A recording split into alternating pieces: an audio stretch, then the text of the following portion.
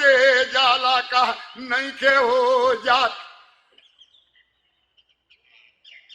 धीरे से मंत्री आके कहले बने ये बाबू लोरिक से जे मर्द के बच्चा होखो अपना माई के दूध पियले होखो तो डोला लेके चल चला सोनभद्र की घाट, वही जा डोला रख दी हो और जौले हुकुम ना होई हमार तौले मत जई हो गौरा। वही धीरे धीरे पर दौलस और चल गए सोनभद्र की घाट। अब बेदी बना के बलुआ के बैठल बघौआ मार डोली रखवा देला सामने। आने हो गई चौरंच बरिया। राजा रोवे की मारे सारा प्रजा रोवे लागल जे राजा के दुख से प्रजा दुखित हो गई। अब कौन करी जाऊपा। मंत्री होकर कहला जे राजा चिट्ठी लिखी परवल में, बारी बटे परवल के 900 पट्ठन के हर सरदार फौज बिया आवत ओकरा बिलम लागी। अहिरे के मारत बिलम नहीं बा। बात सुन के ये बाबू राजा चिट्ठी लिख दिहलत बरियार। कहला जे बाबू आधा धन तहरा के दे दे, बारी बगीचा निबुआ अनार आके मार दिहा अहिरे के डोली लिया हमरे दुआर। राज आधा के राज करीह मोही लिहा तुआम, हमरा कोनो दुख के बात नहीं है।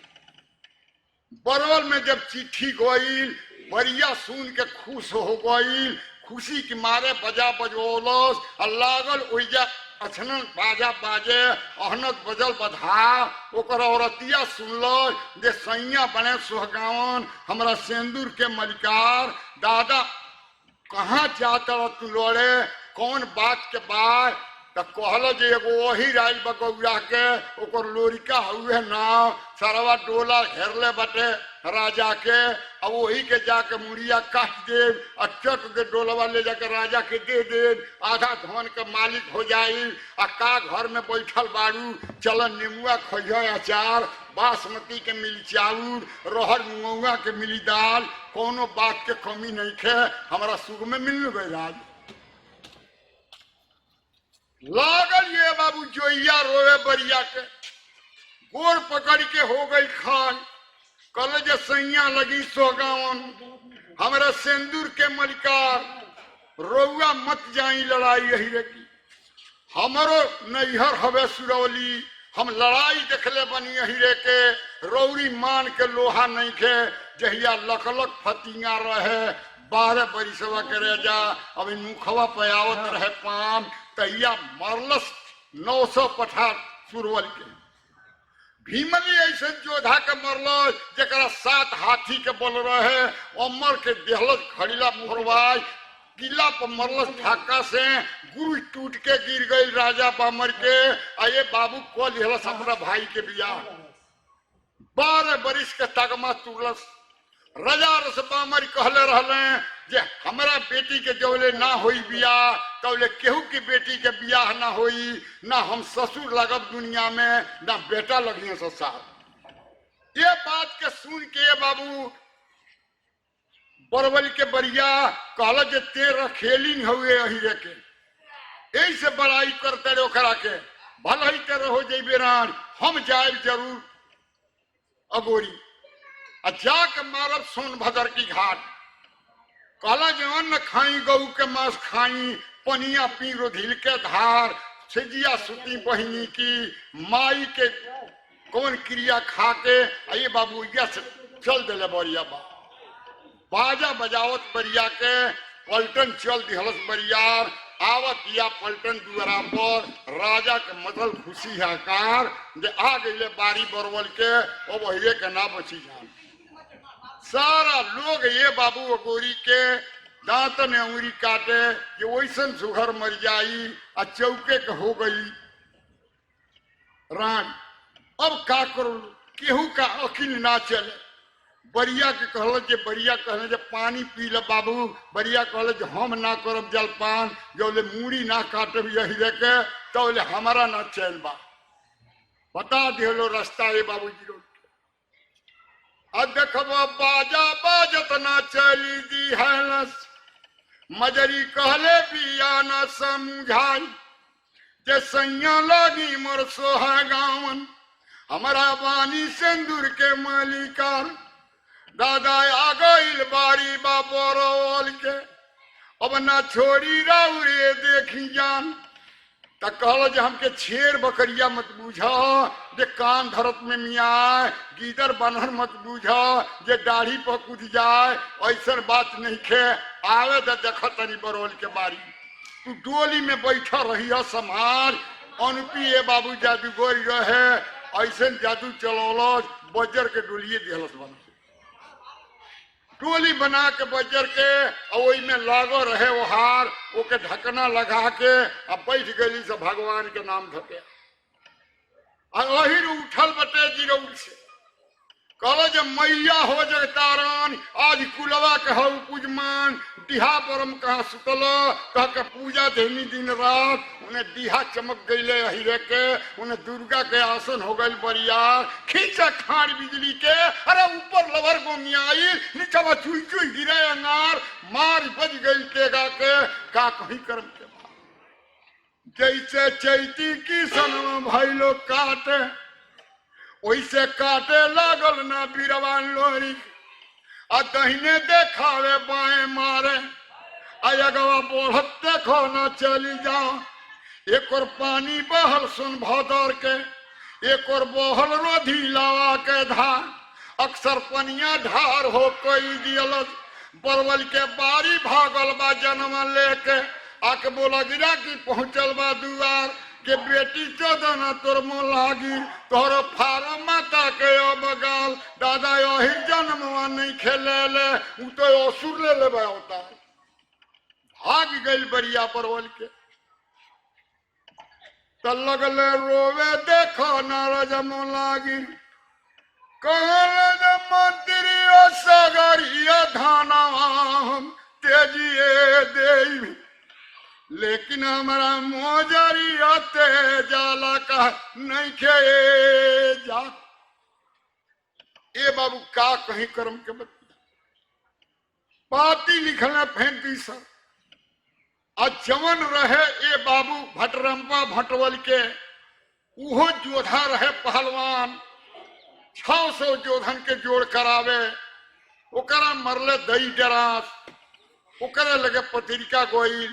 धामन लेके चल गई भटरम्पा के पास, ओकरे दुवरिये पर जाके पहुंचल बाटे। भाटिन कहल जे फैया गईले लोड़े, अखड़ा पहुंचे मार। भाग के धावन गईले अखड़वा पर, अब जंगिया लंगोटा रहे कसले, गर्दन मोलत रहे कोठवार। सारा पठा लोग रोहल, तौले पा गई पाती हथवा में, बाँच के कूद गई वही अखड़ा पर। कहल जे आज लड़ाई ना हुई अखड़ा पर, हमारा के छुट्टी कर दलो सरकार। आ जाते बिलब हमरा लागी, अब बिहने आए अखड़ा लड़ब, आज हमारा लड़ले के नहीं खे काम। धन के लालच ऐसा समाइल जे ओइया से चली आई अपने दुआर। आ कहत जोइया सुनवे सुलाछन, हमारा के देवे है तन खान, हम जा तनी। अब देखो गोरी एगो वही आइल बाटे गहुरा के, ओको लोरिक सुनतन जे हवे ना।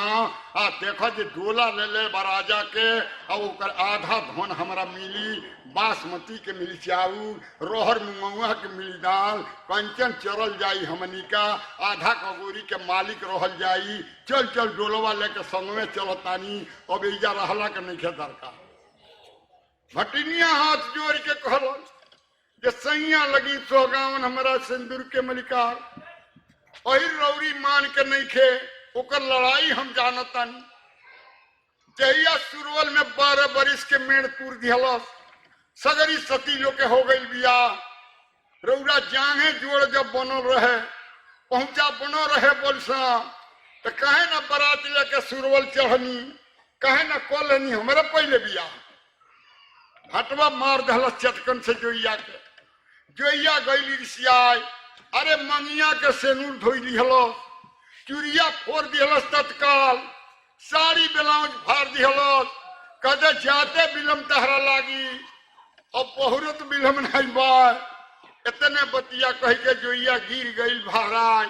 भगवान पर ध्यान लगौलो जे दई बचा दिया जान। हटवा ना ही माने ले बाबू कसर चल दिया।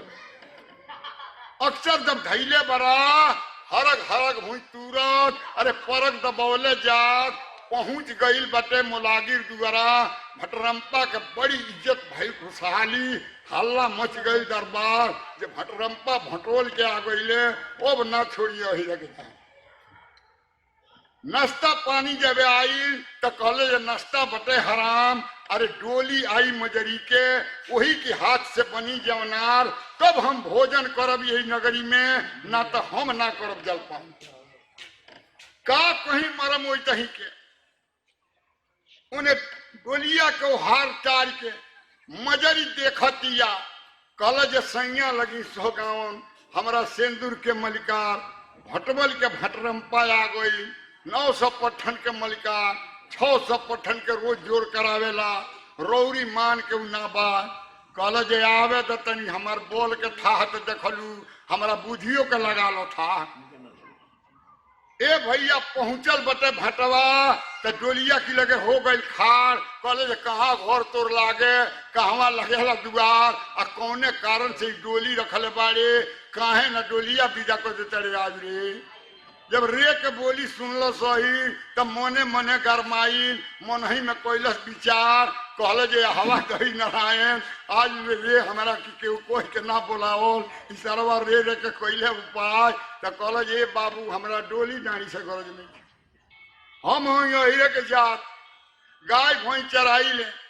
बाबूजी हमार 2 कट्ठा के कैले बने कोड़ार, में गोरु माल ढुक जाता है। इजा देखनी है पाटे लील कांटा के बड़ा निमन निमन सुभर सुभर कांट, आ तनी उहे कांटवा एक बोझा हमरा चाही। अगर काट के दे देती रौरा, हमारा के देती अलगाय, हम नहा लेती सोन भदर में, आ मुड़िया पर लेके चल जाती अपना कोला के धान लगा के, हमनी के करती जा गुजर गुजरान। डोली लेके रौरा जाई, हमारा डोली डाणी से कौन बका। मजरी का धोकर पकड़ लागल होखे, जिनके सुख में डोली दे दिहले। अब कौन करी उपाय, बाकी अहिरे के देखी बुद्धि। जब चलल बटे ये बाबू भटरम्पा, तो जाके नीमन नीमन मोट मोट कांट देख के आ लागल खींच खींच उखाड़े, ओकर हाथवा ले गई छला। एक बोझा भले काट उठा के आ गांठ देले बटे या पो, आ कहल जे आ उठा दी लेके जो। कहल जे बाबू 7 दिन हमरा खैले बिना बीत गई बाटे, आ नहीं कैले जलपान। काटवा तनी अलगा दी जे हम लेके चल जाई गौरा गांव। उठावता जब भटरम्पा तो इहो हाथ लगौले बा, आ ये बाबू डाढ़वा पर ले जब कांटवा आई तो अहिरा धीरे से ढोकेल दिल बा। भटवा के धोती अंगूठा फाट गईल, अरे जंगवा गईल छदाई। तो भटवा लगल गरियावे जे काल फारी तोरी मतवा के, तोरी बहिनी के संगे सेज सुती हमें आज, सारे कांट नहीं खे तोरा से उठत, यही पर डोला घेर ले रे बढ़िया। कहले जे मालिक लगी गोसैया, अरे हमारा पेट में चूहा कूदता, तनी कोस के उठा दी बोझवा जे हम ली अलगाई। कहले जे मैया हो जगतारन, कुलवा के हो पूजमान, आव सहायता के होख, माई आसन लगौरी।